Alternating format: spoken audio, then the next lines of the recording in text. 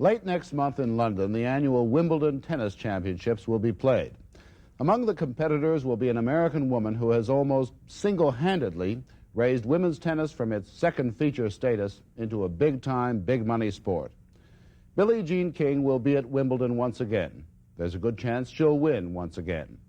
Just as Rod Laver has dominated the men's game for a decade now, Billie Jean has been #1 among women. She's won every major championship, Wimbledon 3 years in a row. Last year, she became the first woman athlete ever to win $100,000 in a single year. So far this year, she's won almost $40,000.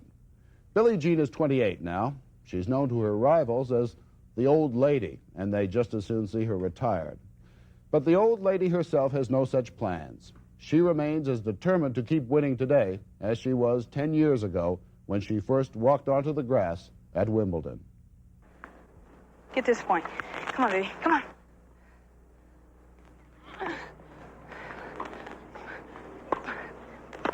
Outside, 15 all. Hold on to your racket.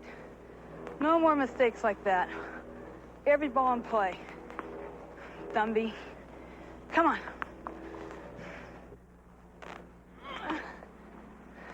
Double fault. Just great. Christmas every day with BJ. Jesus Christ, Billy. How can you do that? Throw the ball more to the left. Stupid.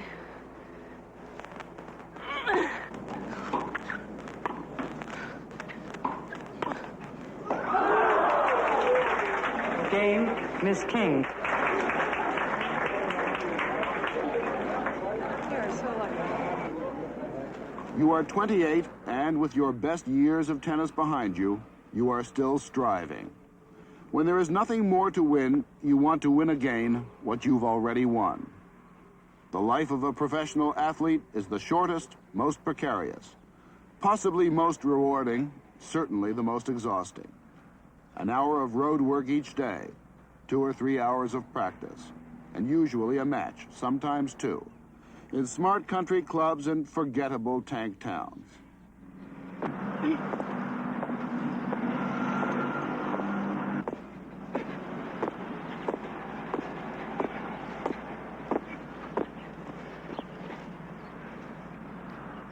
Got a long way to go. And the older you are, the longer it seems. The dilemma of when to quit is an alien one to most people not yet 30. For a professional athlete, that dilemma is a constant companion, a constant fear.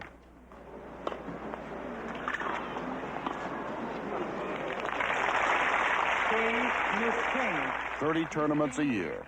The life cycle is predictable, and the only trick is to keep winning. No other personality, no actress certainly, would allow herself to be seen publicly this way. To Billie Jean and the others, this is the only way the public sees them. I'd like to get up one day, she says, and put on a real dress that's not wrinkled, and makeup, and not take 2 or 3 showers, and just look beautiful all day long. I'm sure all of you would like to talk to her, and she would like to talk to all of you. So, Billie Jean King. Thank you, Steve. One of the ironies of professional sport. It is a tobacco company that sponsors the professional tour, and Billie Jean, who does not smoke, pays her weekly dues to Philip Morris by holding a press conference at every stop. She never minimizes her own talent. I'll be honest with you, I can go on the court against a fellow, and even if I can beat him, I don't want to. Because I tell you, some fellows have such a bad ego trip that it's not worth it. I have enough trouble beating the little old ladies. This little old lady, the fireman's daughter from Long Beach, has, as the sponsors of the tennis tour proclaim, come a long way, baby. I think people think I must be the toughest little old lady to ever live when they see me play tennis. But I don't think I'm so tough off the court. You know, there's 2 sides, a lot of sides to every person.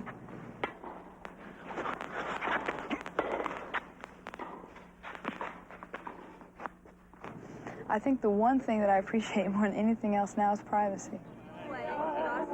Privacy is something she rarely gets. She is queen for a day at tennis clubs all over the country. Aging matrons and up-and-coming hopefuls like to tell about the time they swapped tennis stories with Billie Jean. It's all part of the ordeal of being number one. When you play doubles also. And I'll go into a city, I've never met these people, and they go, "Oh, you're Billie Jean King, aren't you? Gee, I want you to meet my sons and my daughters and my wife, and we played tennis at this place, maybe in New Jersey or New York or California." I mean, I really feel petrified. I mean, I go, "Hello, how are you?" and all that, but inside my stomach's, like butterflies. I'm just dying, I go, "Ooh," I feel funny. I mean, in a way, they own me, though, because I'm part of their life now. They know my name, they know I play tennis, and I feel I owe it to them to give them the time. Mostly your company is the company of other tennis players, but friendships strain. You must go out each day and publicly humiliate your closest friends. Winning is all that really matters. The traditional sources of rivalry among women are all secondary to tennis. On the court, she demonstrates a rare combination. She has the flair that makes for a great performer, and skill really never seen before in women's tennis. She plays the game like a man, charging the net, automatically forcing opponents onto the defensive. She has all the shots. She is as ruthless to herself as she is to opponents, cajoling, cursing an error. Crappy tennis.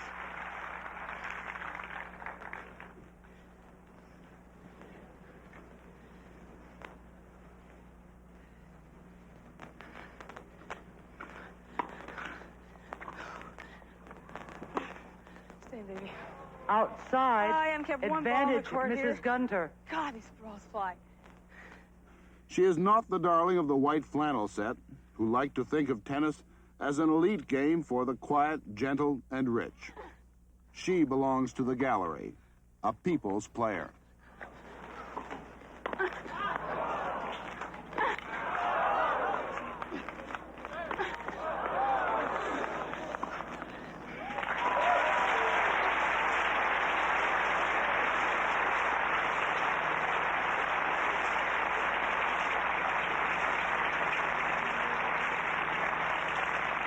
Would the spectators please try to contain themselves during play? Oh, I love it. All right? Fine. Women's tennis is, in a way, the ultimate in women's liberation. It puts the lie to the activist claim about exploitation. Men watch Billie Jean not to ogle her sexy legs, but to witness or even learn from her game.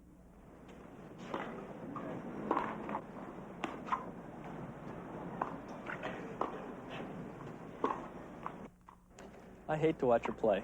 It's emotionally, it's more rending on me. It's more wearing on me than I think on her. She's such an intense player, and everything hurts so much. When she hits a shot or misses a shot, and she goes so all out that my feeling half the time is, Billie Jean, why don't you just come in and out of the range? I physically couldn't do what she does, and emotionally it just wears me down to watch her struggling and striving to do it. Larry King. Sometimes people refer to him as Mr. Billie Jean King. But he takes it in good humor. In fact, he is very much his own man, a lawyer and entrepreneur. In addition to seeing to his wife's financial affairs, he is taking advantage of the current boom in tennis with a corporation called Tennis America, owning and operating a dozen tennis schools and camps, and pro shops selling Billie Jean King endorsed products. But as much as tennis has made their future secure, it continues to keep them apart. While she was playing in Florida, I spoke to him in California. Anybody that directs themselves so intensely to one thing is very successful, but also is very difficult for anybody else to be with. Billie Jean is very emotional and very intense. I think possibly we're a good team because I'm lesser emotional and less intense and more of a steady Eddie type person. What about children? So until our life becomes more stable, there's no way that Billie Jean and I can have children. It's just, it'd be too selfish to have children and not be able to give them the proper amount of time and attention. Billie Jean's a perfectionist in more ways than, just on a tennis court. If she, couldn't be a good mother, I don't think she would want to be a mother. I do miss Larry, and I think it's a very difficult life living out of a suitcase, and I would like to probably be home at times. So hungry. I haven't eaten since yesterday, about 5 o'clock. 5 or 6 years ago, I think I could have done this a lot easier than I could now. I know when we were first married, I used to think, oh, I want 10 children, you know, and have a great big house. And in those days, tennis wasn't where it is. I'm caught up in it. I'm a part of it, and I think I should keep going as long as I'm still happy doing it. Was the decision to have an abortion that clear-cut, that no family now, it's tennis now? No, that wasn't the reason at all. The main reason that I had an abortion is because we really didn't want the child at this time. My tennis career had nothing to do with it. Even if I wasn't playing tennis, I still would have had the abortion.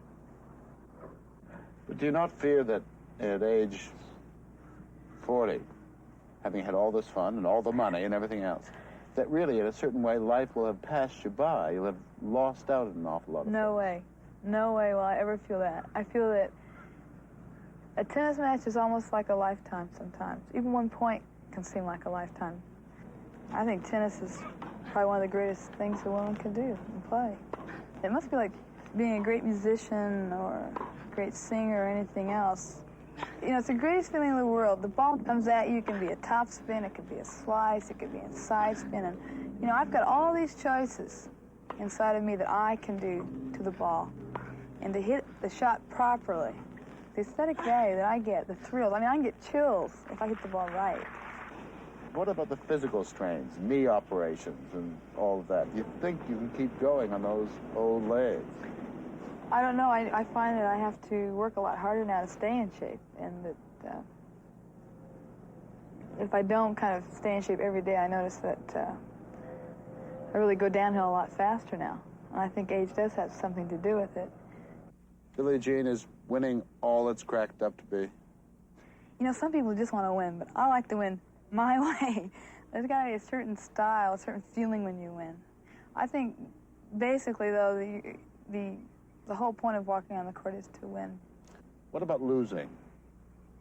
I think losing is very, very painful for an athlete. It's something that stays with you forever. I know I always remember my losses more than my wins.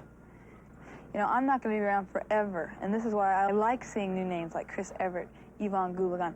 These kids are the future of the game, and even though I just cannot stand losing, I know there'll be a day. I was young once, and I know what it was to start being, say, world champions, and I could see their faces and their reaction, and it's very tough on them. I always promised myself, quote unquote, that I would try to, understand there's going to be a day when the youngsters are going to beat me, and if I'm really a great champion, I should understand. The most promising of the young contenders is Chris Evert, a 17-year-old who has beaten Billie Jean. In their first match, the fickle crowd deserted the old lady and cheered for an Evert victory. What do you think of her as a competitor? Well, first of all, I think she's a really good athlete. She has a lot of strength, a lot of power, and she moves, like a cat. I mean, she has a lot of guts. If she's down match point, she'll give her best to, win that match. And she'll stay in it no matter how far behind she is. Looking at a young Chris Evert or Yvonne Goolagong, aren't you a bit jealous of their youth? Not really, because I've been through it myself, and I have achieved what I wanted. I think if I were now 28 and never been number one and never achieved what I set out to do, I'm sure that my personality or my feelings would be a lot different. But can someone with the kind of temperament that you have, we've watched you on a court a great deal, can in fact bow out gracefully? I think if I could bow out when I'm on top, I could. I don't know about if I was at the bottom. I think it's hard on any athlete who's used to being so active and used to getting a lot of attention.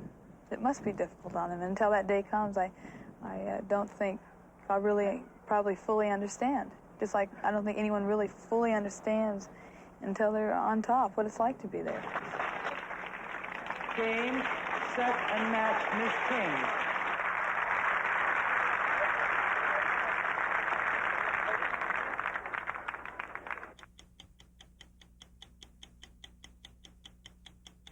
Since we opened the Traveler's Office of